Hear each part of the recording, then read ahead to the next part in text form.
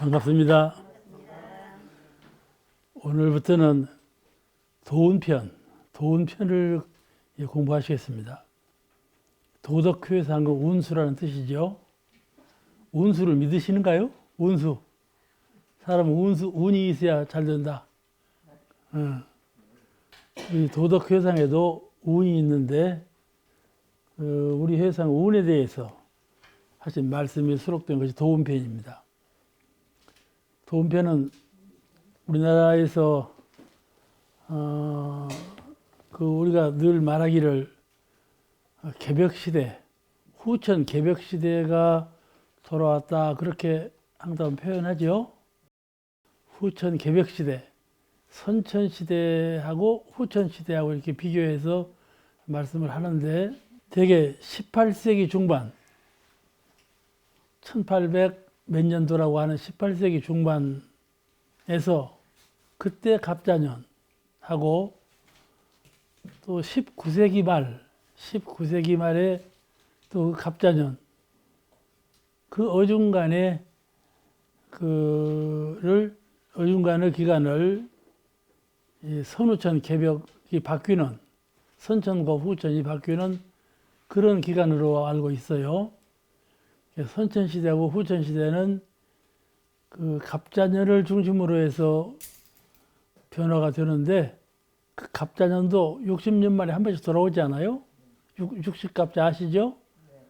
그러니까 1984년 갑자년하고 1864년 갑자년하고 1984년 갑자년, 이 두 갑자년 사이를 두고 선천과 후천이 바뀐다 그렇게 전례해 왔어요, 우리나라에서. 근데 선천 후천 이 사상은 옛날 중국의 요순우탕 문무주공 시대, 요순 시절이 가장 좋은 시절이라고 그러잖아요. 요순우탕 문무주공, 그때 시절에도 선천 사상, 후천 사상이 있었어요. 선후천이라는 말은 그때도 있었어. 그러니까 동양 사상에서 이 선후천 사상을 옛날부터 해왔다는 것을 알 수가 있는데, 특별히 우리나라에서 종교계에서 선천, 후천을 주장한 것은 이제 최수훈 선생, 천도교 교조이신 최수훈 신사하고 증상교 교조이신 강일순 그 신사하고 그 두 분이 생전에 계시고 열반하신 후 바로 그런 시절을 선천과 후천의 개벽시대다 이렇게 보아오는 것이 상징이에요. 이게 똑부러지게 몇 년도 그 갑자년이 선천 후천이다 이건 없어요. 여러 가지 주장이 있어 왔기 때문에 대개 그러한 연도가, 그런 연도 기간이 갑자년 그 선천 후천 시대의 전환기다 이렇게 이해하시면은 아마 원만하실 겁니다. 우리나라 그 선후천설 가운데 가장 영향력을 끼친 것은 이제 천도교 교조이신 최소훈 선생 때부터 시발이 되었는데, 그 최소훈 선생님 신사께서 열반하신 그 다음 해가 갑자년이요. 어떻게 꼭 일치가 됐어요. 그러니까 그 이제 도를 여시고 그 도운이 시작된 그 다음 해부터가 이제 갑자년이니까는 그 다음 해부터 새로운 시대가 돌아온다 이렇게 해도 말씀이 아주 딱 부합이 되는데, 그때부터 이제 선천 후천 시대 말씀이 최수훈 선생으로부터 시작됐어요. 말씀 우리나라에서는. 그러니까 그걸 기점으로 생각하시는 것이 좋을 겁니다, 아마. 그런데 어느 것이 꼭 맞다고 주장해서는 안 되고 그 정도의 이해 범위에서 생각하시면 좋을 것 같아요. 그러니까 이제 그때 두 교조께서 활동하시던 또 열반하신 후 그 시절이니까 그때 이제 당시에 두 교조께서 당신들이 이 세상에 오셔서 도를 펴신 후에 그 도덕의 공덕으로 후천 시대가 개벽된다 이렇게 말씀하셨기 때문에 그 두 교조의 그 선우천 계백사상을 우리가 존경하지 않을 수가 없고 표준을 세우지 않을 수가 없습니다. 그렇게 해서 선천과 후천 시대의 말씀이 계셨구나 하는 것을 이해하시면 좋겠어요. 대체적으로 그 선천과 후천이 바뀌다 이 말씀은 무슨 말씀인가 하면은 되게 60년 만에 한 번씩 이 우주적인 큰 운수가 바뀌어. 우리가 1년에 봄, 여름, 가을, 겨울이 한 바퀴 바뀌지 않아요? 시절의 기운이 바뀌죠? 1년에 한 번씩 바뀌는 것처럼 우주 기운은 60년 만에, 그 육갑자라고 그러는데 60갑자, 60년 만에 한 바퀴 바뀐다. 그래서 갑자년을 중심으로 해서 계백사상이 된 것이죠. 60년. 아시겠죠? 60갑자 하면 60대 아니에요. 옛날부터 60대 환갑을 지내시지 않았어요? 한 평생 살고 다음 두 평생 산다. 그런 뜻으로 육갑자가 있는 거거든요. 그 60갑자. 이 갑자전 하면은 그 동방사기 얘기가 유명하죠. 삼천갑자, 동방사기. 왜 한 갑자가 60년이면은 삼천갑자면 몇 년입니까? 그 동방사기가 오래 살았다는 거예요. 그렇게 오래 사는 동방사기가 이 얘기가 있는데 오늘 첫 시간이니까 구수한 얘기부터 할 시작이었고 동방사기가 너무 오래 사니까 저승사자가 데려갈 수가 없어. 60년 만에 60곱이 넘으면 데려가는데 너무 오래 사니까 못 데려가. 아무리 데려가려고 해도 어떻게 일이 이제 피해서 돌아다니니까 못 데려가. 그러니까 저승사자가 숙제예요. 어떻게 하면 저 동방사기를 잡아갈까? 그랬는데 꾀를 냈어. 한 저승사자가 꾀를 어떻게 내는 거니? 검정숯을 강가에 앉아서 빨기 시작했어. 빨어. 지나가는 사람만 물어봐. 여보시오, 그 숯을 왜 이렇게 시쳐 싸고 있어? 이 숯이 하얘질 때까지 씻는다 이거야. 그러면 숯이 하얘질 때까지 씻으면 몇 세월이 흘러갈 거야. 그러죠? 그때까지 씻었겠다 그 말이지. 그러니까 사람들이 다 비웃고 지나가 버려. 이게 하필이면 동방사기가 거기를 지나가게 됐네. 지나가서 동방사기가 물어봤어. 여보시오, 그 뭐로 숯을 이렇게 씻어 싸요? 그러니까 이 검정숯이 하얗게 될 때까지 씻으려고 그런다. 그러거든? 그러니까 동방사기가 그 말에 넘어가 버렸어. 어떻게 넘어갔는 거니?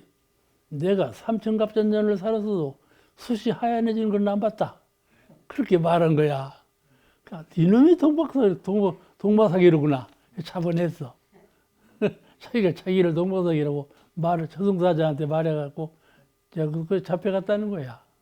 그래서 삼천갑자년 더 못 살고 삼천갑자년에 잡혀갔다 그 얘기가 있어요. 이런 얘기 저런 얘기들이 갑자년을 중심으로 해서 한 바퀴 바뀌는데 사람이 그래요.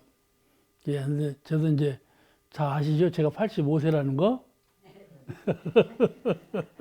웃으려고 하는 얘기인데 어느 시점에 말이죠. 건강이 갑자기 안 좋은 때가 있어요. 기운이 팍팍 사그라져 이렇게. 몇 년 만에 올해는 작년에 비해서 영 기운이 달라졌다. 이렇게 자기가 느낄 만큼 달라져요. 그런 걸 보면 사람은 고비가 있는 것 같아요. 기운 변화하는 고비가. 그러니까 그렇게 이제 이 갑자년 고비라는 것도 시절이 달라지면 겨울이 지나가고 봄이 올라오면요. 바람이 조금 다순 바람이 싹 불어요. 봄이 올라온가 보다. 그렇게 느끼거든요. 같이 시절이 변하려면 극하면 변해요. 그러죠? 극하면 변해. 일양이 언제 시생하는가 하면은 아주 추울 때, 지극히 추울 때 양이 하나가 탄생한다고 하거든. 그래가지고 양이 불어나면서 여름이 돼. 또 여름이 아주 더울 때, 그때 이름이 시생하는 거고. 그 태극기가 이렇게 보면은 아주 1점에서 파란해지고 1점에서 붉어지고 그랬지 않았어요? 그걸 표현하는 거였거든. 그와 같이 이렇게 무엇이든지 극하면 변해. 사람 운세도 말이죠. 뭐가 좀 잘 되는가 하면 그때 조심을 하는 거야. 그렇죠? 또 사람이 늙지 않아요. 늙으면 이게 변하는 거거든. 사람이 말이죠. 늙음이 극해지면요. 정신착란이 일어나 버려요. 그때 조심해야 하는 거야. 아시겠죠? 아시겠죠? 늙고 병드는 것도 그래요. 병든 것도 병들면 극하면요. 사람 정신이 변해버려요. 그때 조심해야 돼요. 재산도 그래요. 막 불어나지 않아요? 그때 정신이 혼명해지는 거예요. 재산도 너무 또 없어져도 그렇고 무엇이든지 극한 상황에 이를 때 주의하라 하는 것이죠. 그럴 때 영 다른 세계가 나에게 돌아와. 영 뒤바뀌는 세계가. 이 극하면 변한다 하는 것이 본래 옛날부터 전해오는 진리예요. 극하면 변한다. 이것이 주역에서 나오는 말이에요. 주역에 역학적으로 극하면 변한다 이런 학설이거든요. 선천시대는 어떤 시대인가 하면은 사람의 지혜가 열리지 못하고 어두워. 또 무엇인가 늘 장벽이 있어. 이렇게 가리워. 어둡고 가리우고. 그러죠? 그게 대질려. 극대 극으로 대질려. 그러니까 불화가 일어나고 싸움이 일어나고 전쟁이 일어나죠. 원망이 일어나고. 어두우면 말이죠. 어두우면 사리분별을 못 하잖아요. 그럼 뭐 얼마나 중생 세계에서 암담합니까? 어두운 것 같이 불행한 것이 없어요. 사람도 말이죠. 아무리 가난해도 직연만 총명하면요. 요새는 출세하잖아요. 그런데 가난하면서 직연까지 얻어봐봐. 그건 영판 중생이죠. 그러니까 어두운 것이 가장 불행한 것이에요. 근데 이 어두운 것이 극하면 밝아지기 시작해요. 또 밝아진 것이 극하면 어두워지기 시작하고 이 세상 변화 도수가 그리 됐다 하는 것을 미리 알고 주의해야 된다 그 말씀이죠. 그런데 선천시대라는 것은 이와 같이 전시대, 갑자년 전시대의 미몽에 사람의 지견이 어두워 또 무엇인가 늘 장벽에 가려워지고 닫혔어. 다 폐쇄된 그런 사회에서 살기 때문에 고통이 많죠. 그렇게 그 폐쇄되고 어둡고 괴로운 시대가 선천시대라 이른다면 그 이제 극한 상황이 오면 전쟁이 일어나겠죠. 그러다 이제 이 선천시대 물러나가면서 대동아전쟁이나 세계전쟁이 얼마나 많이 일어났어요. 한국에도 6.25 동란 같은 거 일어났지 않았어요. 그렇게 극한 상황에서 그런데 극한 상황에서는 이게 전쟁과 같은 게 많이 일어난단 말이죠. 그러다 그런 것이 싹 지나가고 이제 평화로운 시대가 돌아오고 밝은 문명 시대가 돌아오는 것이죠. 그런 거 선천시대라는 것은 어두운 시대. 그런데 귀신이 어느 때 온다고 믿어요? 여러분 귀신 믿습니까? 믿어 안 믿어? 귀신은 내가 믿으면 믿는 거고 내가 안 믿으면 안 믿는 거고 그러는 거예요. 있고 없고가. 내가 안 믿으면 없어. 그런데 귀신이 뭔가 보면 영가거든. 영가를 귀신이라고 하지 않아? 이 사람 몸을 입음으로써 육도 세계에 이게 인간, 축생, 지옥 다 있죠? 현상적인 세계가 있고 육신은 입지 않았지만은 수라, 귀신의 세계, 아귀, 귀신의 세계에도 등급이 있어. 이와 같이 귀신이라는 건 없는 게 아니에요. 있는데 내가 귀신을 믿고 있다고 생각하면 나타난다 이 말이에요. 마음작용이 그게 묘한 거예요. 아시겠죠? 내가 전혀 없다고 생각하면 없는데 있다고 생각하면 묘하게 나타나는 때가 있어요. 그러므로 있는 것이 증명이 되는 건데 귀신이라는 것은 없지 않죠. 수라나 육도 세상에서 수라하고 아귀는 귀신의 세상이죠. 귀신이 이제 높아지면 천인이에요, 사실은. 몸을 안 받고 있는 영혼의 세계니까 천인도 그 세계죠. 그냥 천인의 세계가 등급이 있는 거죠. 또 이 현상적인 육신을 입고 있는 세계도 등급이 있고 이 둘을 합해갖고 육도윤회라고 그렇게 말을 해요. 그런데 그러니까 이 선천시대는 그런 하늘 신이 힘을 잡고 있는 때예요. 되게 어두운 밤에 나타나지 않아요. 그러죠? 어두운 밤에 나타나. 그저 그 군산 교도회장님 한테 기독교인이 하나로 찾아왔더래요. 내가 그 얘기 했나 몰라. 찾아왔는데 무슨 일을 찾아왔는 거니? 기독교인 아들이 군산에서 전주를 가다가 그 중간에 다리 하나가 있거든요. 전주 가는 중간에 그 다리에서 오토바이를 타고 가다가 교각에 부딪혀갖고 거기서 그냥 죽어버렸어요. 근데 그 영가가 말이죠. 갑자기 죽어놓으니까 밤이 되면 나타나는 거야. 꿈에 나타나고. 식구들이 어떻게 괴로워서 살 수가 없네. 그러니까 교회 가서 이제 기도하고 했더래요. 근데 사라지들 안 해. 그러니까 그분이 생각해 보니까 원불교회 가면은 그 천도가 잘 된다는 소문이 자자하게 있거든요. 그래 이제 그 군산교단 교도회장, 그때 우리 전국 교화위원회 회장님이에요. 오 회장님을 찾아왔어요. 하고 여사여사한 얘기를 다 한 거란 말이죠. 그러니까 오 회장님이 그러셨대요. 싫어요. 당신들이 기독교인인데 원불교에 와서 기독교인처럼 그렇게 하면 천도받을 수가 없다. 원불교 올 때에는 원불교인처럼 해라. 그렇게 하겠으면 오고 그렇게 못 오겠으면 우리가 할 수가 없다. 그랬더래요. 그러니까는 이 영가가 말이죠. 밤에만 나타나는 것이 아니라 어둑어둑하면 나타나는 거예요. 그렇게 그 영가가 좀 무섭게 나타나려면 그런 묘형이 있다니까요. 그러니까 어찌할 수 없이 이제 온 거란 말이죠. 그래가지고 천도제를 모시게 되는데 쾌하게 사라지게 돼요. 천도를 받았거든요. 그 유명한 일화가 지금 전해져 오고 있는데 그와 같이 영가라는 것은 무엇인가 극한 상황이 있을 때 사람은 꿈에 나타나고 무엇인가 극한 상황이 있을 때 그냥 현물로 나타난다 말씀이죠. 아시겠죠? 이런 우리 영혼이 그런 능력이 있어요. 그런 능력이 있어. 나타낼 수 있는 능력이 있어요. 아시겠죠? 예수님께서 부활해서 나타나신 것도 그런 영적인 능력이에요. 그런 영적인 능력은 부처님이나 성자나 미흡한 중생도 극한 상황에 이르러서 그런 그 힘이 뭉칠 때는 그렇게 표현할 수 있는 능력이 발현된다 그 말씀이죠. 아시겠죠?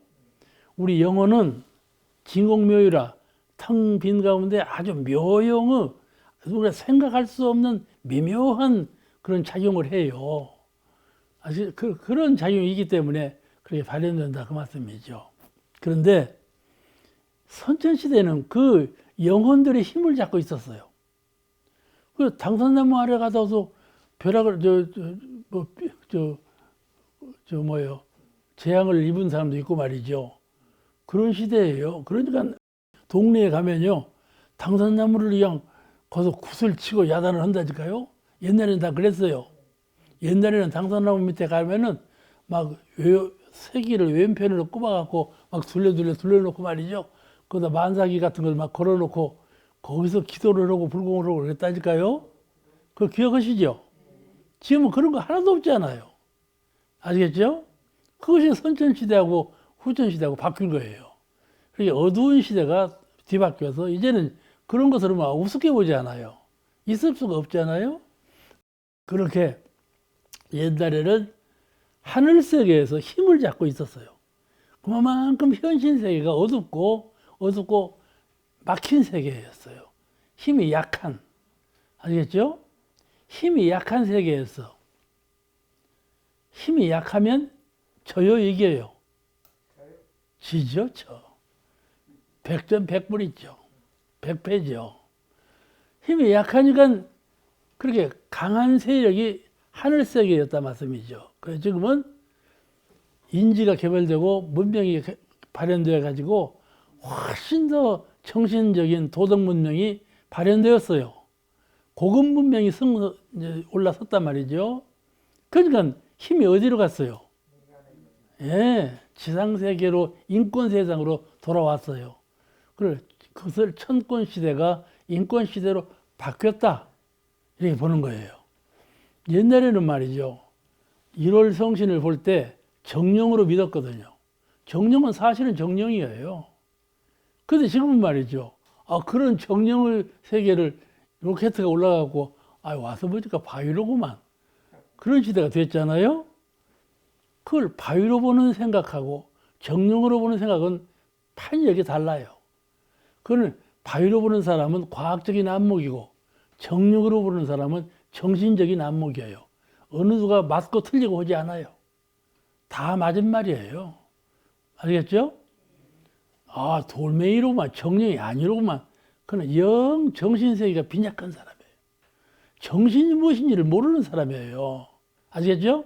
이렇게 우주 모습과 그 내용은 사람의 지견에 따라서 천차만별로 달리 인색돼요. 그런데 그와 같이 선천시대는 좀 미몽, 어두운 시대, 목매한 시대이기 때문에 약하고 어둡고 갇히고 숨고 이런 시대였단 말씀이죠. 그런데 이제 이 천지 기운이 한 도수가 바뀌면서 밝아지는, 열리는 그런 시대로 변화되었다. 마치 동천에서 해가 솟아오르면 오를수록 밝아지죠. 그와 같이 천지 기운이 차차차 밝아져갖고 아주 밝은 시대가 되었다, 그 말씀이에요. 그거를 선천과 후천의 교역하는 시기, 그때 이제 우리 대종사님께서 오신 거예요. 그리고 대종사님은 후천시대, 이 밝고 양명하고 과학적인 아주 문명한 세계가 발전된 그런 세계의 주세불로 오신 것이죠. 그러니까 옛날 선천시대의 법하고 후천시대에 내놓으신 우리 원불교 법하고는 영 차이가 나는 거예요. 맞게 했기 때문에. 그런데 우리가 이 미명한 중생계에서 얼른 그거를 잘 알고 깨닫고 믿음이 도달하지 못하죠. 거기에 그 법을 잘 알고 믿고 깨닫는 데에는 우리가 아직 도달하지 못하는 점이 많다, 그 말이죠. 그래 이제 이런 그 선천시대가 물러가고 후천시대가 왔는데, 이런 좋은 기운, 이런 큰고 거룩한 밝은 기운이 돌아왔을 때에 우리가 그 기운에 맞춰서, 그런 기운을 본받아서 잘해라. 이게 이 도운편에 가르치는 법설이에요. 감나무에서 홍시가 떨어질 때 잎을 갖다 대야 얻어먹지. 홍시는 떨어져도 잎을 안 닿으면 뭐예요? 홍시는 땅에 떨어져 버리잖아요. 그죠? 그래, 아니요? 그래요?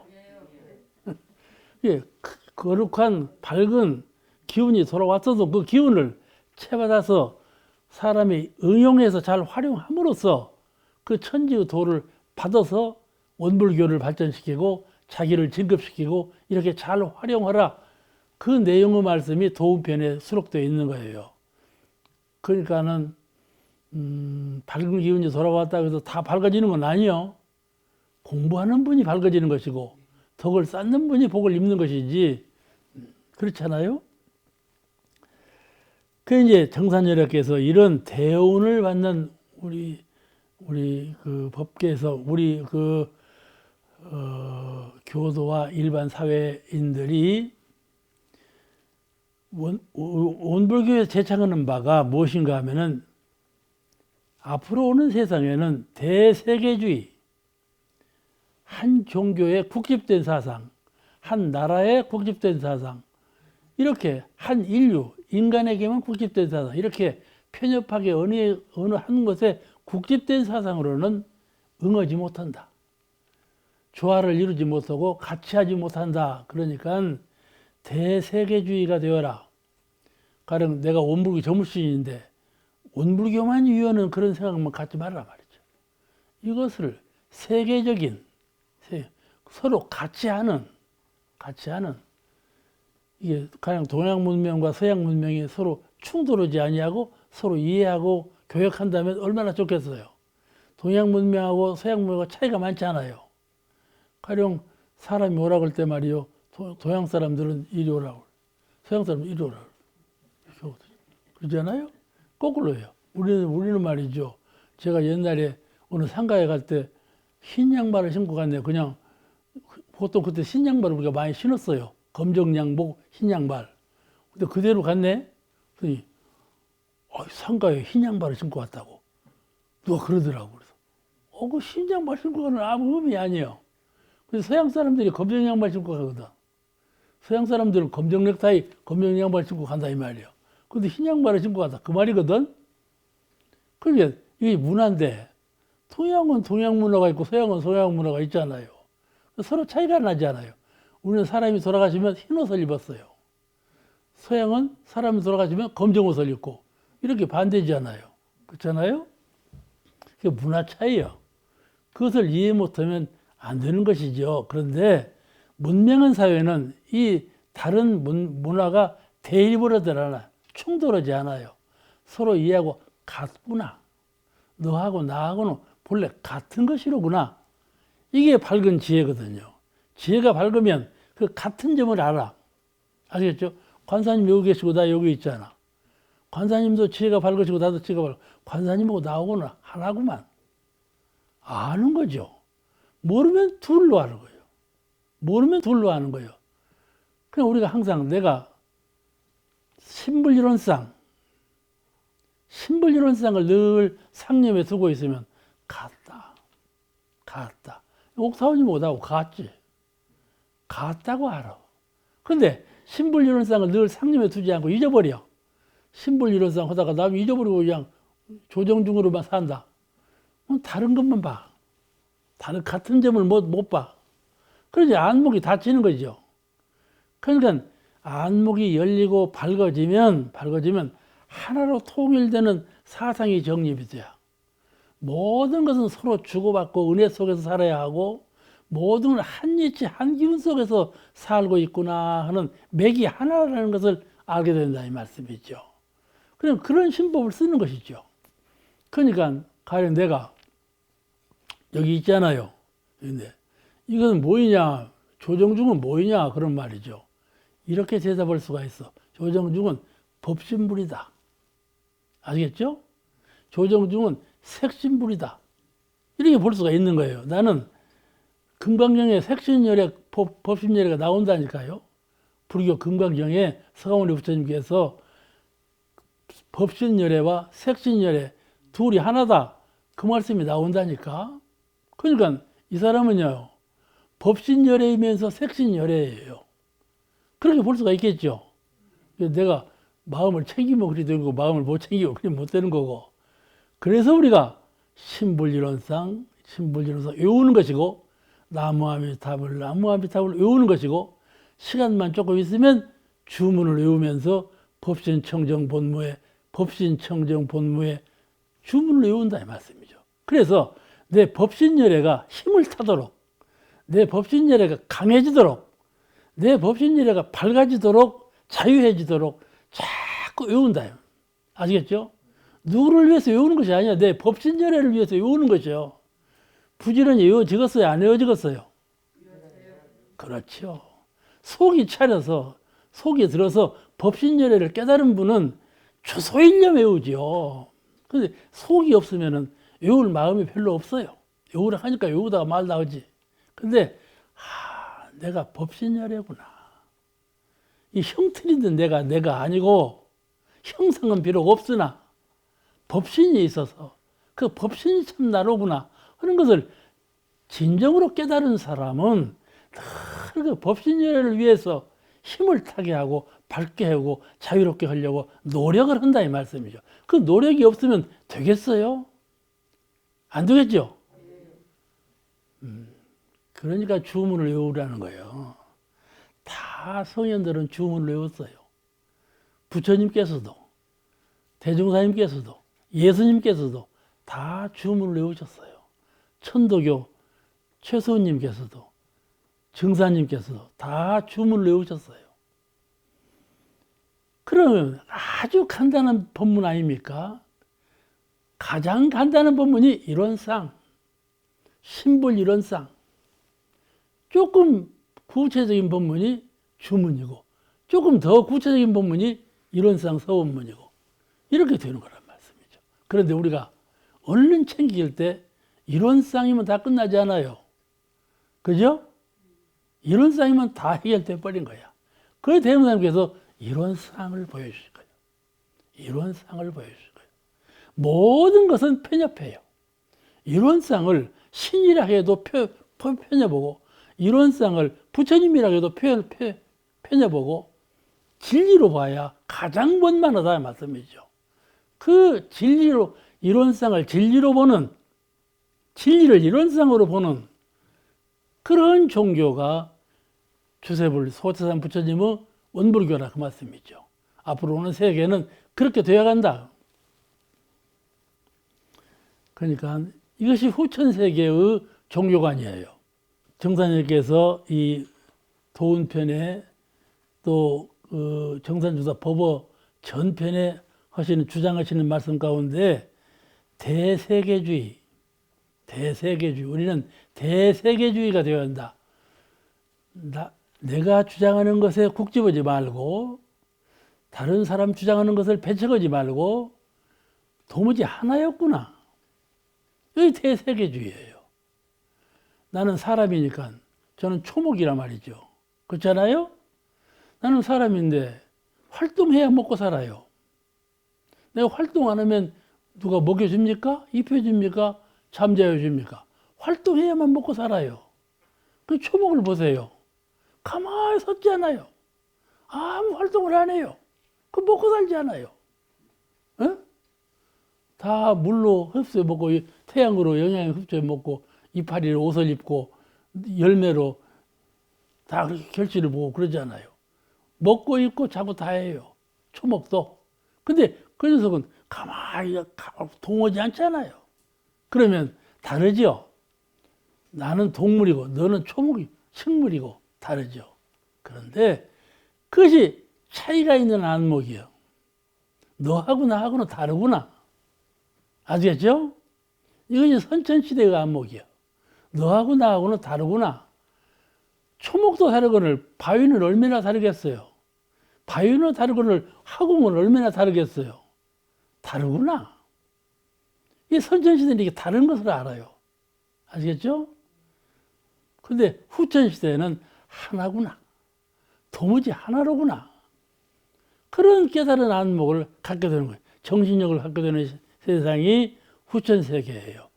그런 후천세대에 맞도록 우리 대종사님께서 법을 짜신 것이니까 처음에는 좀 어렵게 느껴져요. 제가 교화선상에 있을 때 보통 사람들이 다 원불교 교리는 좀 어렵다고 그래요. 근데 어려운 것이 아니에요. 우리 학교 다닐 때 원리를 배우죠. 원리는 이해하기가 어렵습니다. 근데 원리를 이해해야 다른 것이 다 쉽게 풀리죠. 그와 같이 어려운 것이 아니에요. 근데 이 선천시대하고 후천시대하고 이렇게 다른데 정산용 선생님께서 그랬기 때문에 앞으로 오는 세상은 대세계주의라 해야 되고 또 대공화주의, 함께 하는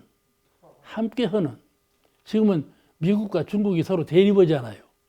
미국이 말이에요. 중국을 어쩌서 기어이 견제하려고요. 중국 저거 가만두면 미국을 이겨먹게 생겼다. 저 처음부터 깎아야 한다. 하고 대립시키잖아요. 이렇게 대립하는 세상이 차차차 눈 녹듯이 사라져가는 거예요. 후천시대는, 선천시대는 완전히 대립인 거예요. 근데 이제 이런 정치적인 문제도 대립 가지고는 안 돼요. 처음에는 대립은 것 같지만은 나중에는 전부 중화의도로 서로 잘 되도록 그런 도로 나갈 것이란 말이죠. 이런 선천시대가 돌아와. 그걸 대공화주의라고 그래요. 서로 중도에 맞게 서로 상생으로 이런 거 대공화주의.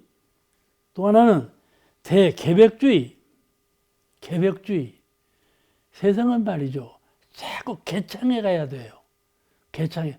이번에 코로나19가 나오니까 전 인류가 명말로 해 있어요. 코로나19 이 녀석이 자꾸 변질하잖아요. 너가 나를 잡아먹으려고 해? 아, 나 안 잡아먹는다. 자꾸 지가 변신하지 않아. 큰 문제예요. 그런데 말이죠. 사람이 거기에 퇴치하고 잘 누르고 있지 않아요? 누르고 있어요. 얼마나 희망적입니까? 이 계획사상이 아니면 이렇게 되지 않거든요. 이 세상은 사람을 지견이 계획해 나가야 된다 하는 것이죠. 사람이요, 사주팔자가 있잖아요. 사주팔자 그것을 계획하는 거지. 이게 종교예요. 종교가 뭘 가르칩니까? 네 사주팔자를 계획해라. 그대로만 살지 말고. 아니겠어요? 그죠? 화타원님 어째요? 계획해야 되겠죠? 자기 운명을 자기가 계획해 가는 거예요. 종교는 이걸 가르치는 개창하라. 너의 지혜와 너의 능력과 너의 희망으로는 얼마든지 계획해 갈 수가 있다. 그런 능력을 네가 갖고 있다. 이 말씀이죠. 그러니까 조물주지요. 네 조물주는 너다. 너는 항상 이렇게 창조적인 무엇을 창조해 나가는 그런 입장에서 개벽해 나가는 그런 사상을 가져야 된다. 그러니까 원불교도 불교, 유교, 도교 삼합을 개벽으로 삼합을 이룬 종교 아닙니까? 개벽한 거란 말이죠. 개벽 종교예요. 그러듯이 사람 각자가 개벽 정신을 살려야 된다. 이런 그 대개벽주의, 대세계주의, 대공화주의, 대개벽주의 이런 사상을 이런 주체적 사상을 발표하신 것이 정산중사 법어에 그대로 수록되어 있는 거예요. 이래서 우리는 이래서 철저한 교화 정신으로 삼돌육미 정신을 살려가지고 정산중사의 이 도운편에 보면 우리가 앞에 말한 세계주의, 또 개벽주의, 또 공화주의 이런 세 가지 정신으로 삼동윤리 정신을 개창해가지고 삼동윤리 정신을 자꾸 굴려서 실현시켜가지고 이 세계를 광대무량한 낙원 세계로 구현해 가는데 온 노력을 다 경주해가고 힘을 합하자 그런 내용이 이 도운편에 수록되어 있어요. 도운편이라는 건 그런 내용이에요. 이런 운세가 이런 거룩하고 크고 밝고 양명한 세상이 돌아오니까 우리가 그 기운을 본받아서 우리 스스로 그런 여러 가지 주의,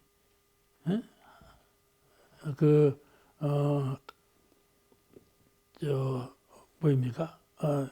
세계주의, 공화주의, 계획주의, 또 삼등윤리 이런 사상으로 새로운 원만한 세계를 건설하고 나도 그런 인품을 조성해 가자 그런 내용이 이 도운편에 수록되어 있는 겁니다.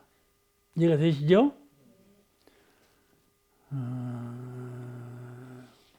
그러므로 도운편 공부는 여기서 진리를 배운다든지 성리를 공부한다든지 그런 공부는 아니에요. 운이 이렇게 개창되어 가고 있으니까 너가 그런 운을 본받아서 너도 그와 같이 힘을 타라. 그 말씀이에요. 그 말씀이 수록되어 있어요. 그죠? 세상에 운은 돌아왔는데 가령 봄이 돌아왔는데 봄 돌아오면 말이죠. 개구리 나오는 때가 언제예요? 경칩이죠? 경칩 지내고 그 다음에 춘봉인가요? 그때가 돌아오면 말이죠. 음력설만 지내면 말이죠. 농부들은 집에 안 있어요. 이제 걸음을 내기 시작하죠. 이제. 그죠? 무엇인가 작업을 해요. 아, 이런 시절이 돌아왔구나. 해야 되겠구나. 옛날에는 말이죠. 자기가 무엇을 했어도 암초에 걸려가지고 못했어요. 암초에 걸려 못했다니까요. 오히려 희생을 당하고 매몰당했죠. 그러니 이제 세상이 완전히 좋아졌으니까는 그 뜻만 견고하고 밝은 의지만 갖고 있고 그 뜻이 훌륭하면 얼마든지 해나갈 수 있는 운세가 열렸다 이 말이죠. 그렇잖아요. 옛날에는 개벽 종교를 주장했다는 열반했죠. 그 정치에도 가만 안 뒀잖아요. 지금 그렇지 않잖아요. 그냥 지금 세상은 이렇게 밝은 세상이 왔으니까 그 운을 본받아서 공심과 열성으로 정성으로 뜻을 크게 이루라 그런 부탁의 말씀이 이 도움편에 수록되어 있습니다. 제1장 한번 읽으시겠습니다. 제1장은 말이죠. 우리 원불교 교훈이 4,50년 결실이고 4,500년 결복한다. 그런 내용의 말씀이 수록된 장입니다. 대형사님께서 4,50년, 40년 내지 50년 안에 원불교가 국내에 잘 알려지고 또 400년 내지 500년 안에 원불교가 세계적으로 크게 알려진다. 그렇게 예언한 말씀을 오늘 본받아서 하신 말씀이에요. 한번 읽으시겠습니다. 1절. 청산종사 말씀하시기를 대종사께서 우리 회상 초창 당시에 친히 구술하신 가사 가운데 4,50년 결실이요 4,500년 결복이라 하신 말씀이 있었나니 이는 우리 회상의 전도를 예언하심이니라.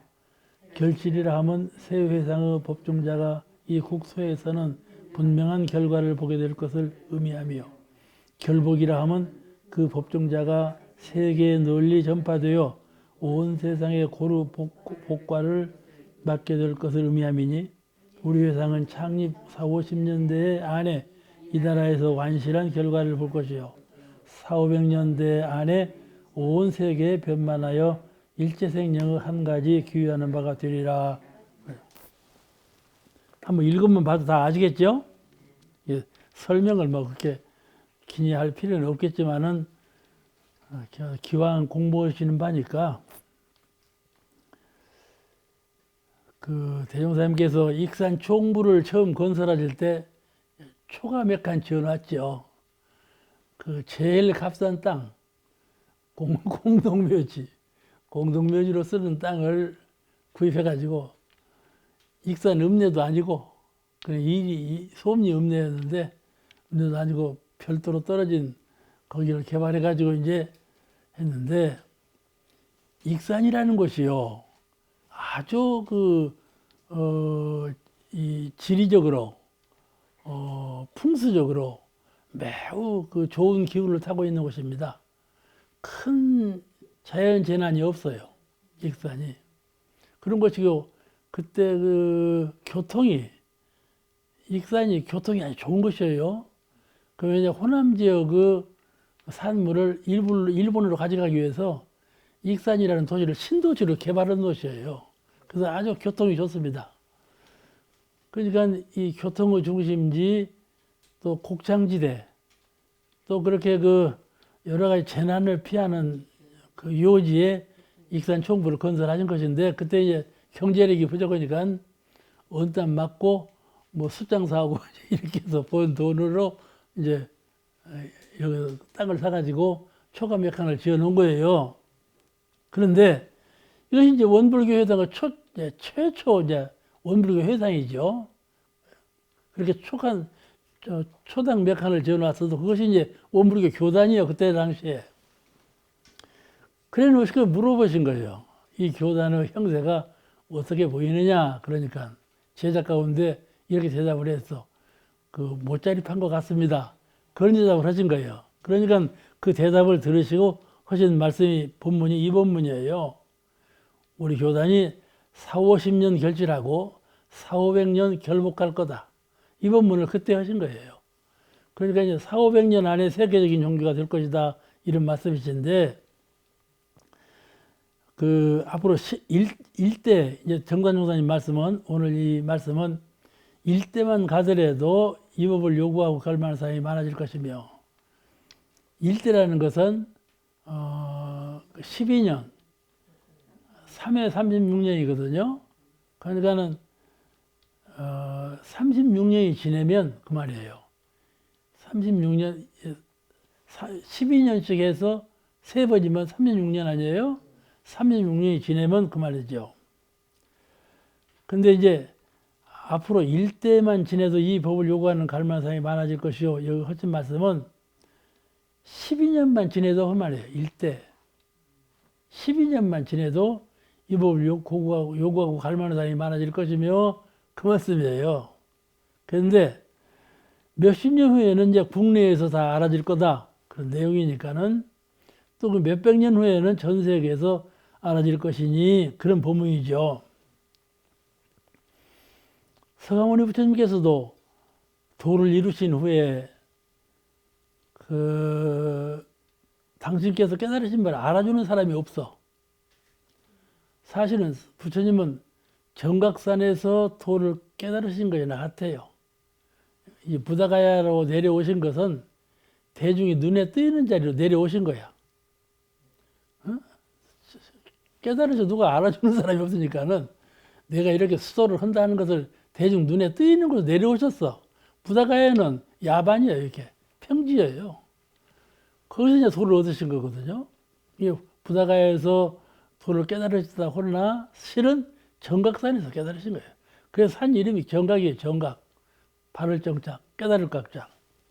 그런데 거기서 깨달으신 이후에 누가 알아주는 사람이 있어야지. 당신의 법을 들을 만한 사람이 없어.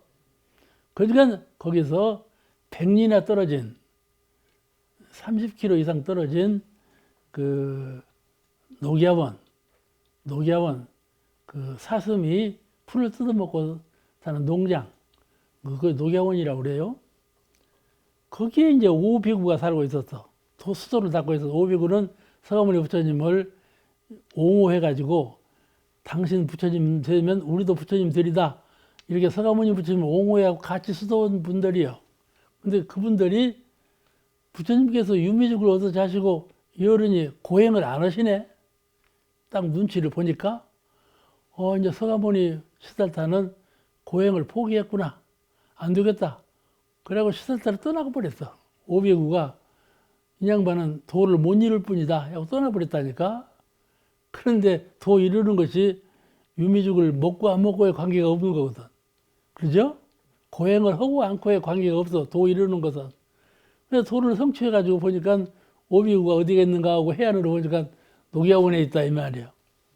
이제 거기까지 가신 거예요. 맨발로. 거기까지 하셨어. 그래서 그 오비구를 먼저 이제 선법을 했어. 12인연법이라든지 육바람이라든지 이런 그 법문을 다 하신 거야. 거기서 이제 이루어진 것이 불교 최초 교단이에요. 대부사님께서 여기 저 익산 총부에 와서 초가집 몇 칸 지어놓고 최초 교단을 이루신 것하고 서가모니 부처님께서 녹야원에 가셔가지고 거기서 최초 교단을 이루신 것하고 같은 거야. 알겠죠? 그렇게 하셨어. 그래가지고 이제 거기서 상당한 교인이 모여들고 그러니까 부처님께서 하신 말씀이 너희들이 떠날 때 둘이서 가지 말고 혼자서 가라 그래서 제자들 보고 혼자서 가라. 그때는 사람이 둘이 가면 힘이 있고 그러지만 혼자 가면 힘이 없잖아요. 근데 혼자서 가라 그러셨단 말이에요. 그 법문이 지금 유명한 법문으로 내려오는 법문인데 그렇게 해서 법을 쫙 펴는 거예요. 아시겠죠? 혼선이 없도록 이것저것 섞이지 않도록 직선적으로 법에 의해서 법륜을 직선적으로 굴리고 가도록 그렇게 교시를 한 거예요. 둘 이상 섞여서 가지 말고 혼자서 가라 그 말씀은. 그래서 이제 불교가 이렇게 이제 융창하게 된 것 아니겠어요? 그런데 그 회상을 열으시고는 하신 법문이 이 법문이에요. 앞으로 우리 원불 교단은 지금 초가 삼간에 이렇게 있지만은 40~50년대에는 결실이 되고 400~500년대에는 결복을 하겠다. 그런 말씀을 하신 것이죠. 언제든지 희망적으로 말씀하신 거예요. 어떤 서양 도양이나 어느 교조께서도 성자께서도 전부 희망적으로 이렇게 얘기를 하시는 거예요. 앞으로 오는 세상은 이 법이 탄생했는지라 앞으로 오는 세상은 이렇게 열린다. 희망적으로 말씀을 하셔요. 그런데 이 본문의 의미를 우리가 불량으로 이해하시면 안 돼요. 양적으로 이렇게 확산되었구나 얼른 그 생각이 나죠. 그걸 말씀하신 것이 아니에요. 이 대종사님 말씀은 우리가 정법 회상이니만큼 아시겠죠? 내 법이 정법인 만큼 앞으로 이렇게 발전되어 간다 이렇게 예언하신 겁니다. 아시겠죠? 정법은 이 정법이 아니면 문명한 세상에 이렇게 발전될 틈이 없죠. 종교가 많으니까. 인도의 간디 같은 분은 종교가 인구 수만큼 많다고 이렇게 그런 철학적인 말씀을 했어요. 그렇게 종교가 많아요. 왜냐하면 사람 수만큼 많다는 말은 사람마다 종교에 대한 지견이 다르거든요. 정신적인 이 수준이 달라요. 그러니까 종교가 그만큼 많다. 종교에 대한 이해도가 사람마다 차이가 있어. 그래서 그렇게 표현한 말씀인데 종교가 참 많아요. 많은데 이 종교 가운데에서 이 정법 회상이 된 만큼 앞으로 회상이 이렇게 발전할 것이다. 그런 말씀을 예언을 하신 거예요. 우리는 해안으로 보시고 이렇게 하실 것이다. 양적으로 말씀하신 것이 아닌가 이렇게 생각되지만은 부처님의 심안으로 볼 때 당신이 제정하신 법은 정법 회상이기 때문에 이렇게 된다 하고 선언하신 것이라고 그렇게 생각을 합니다. 오늘 말씀 여기서 마치겠습니다.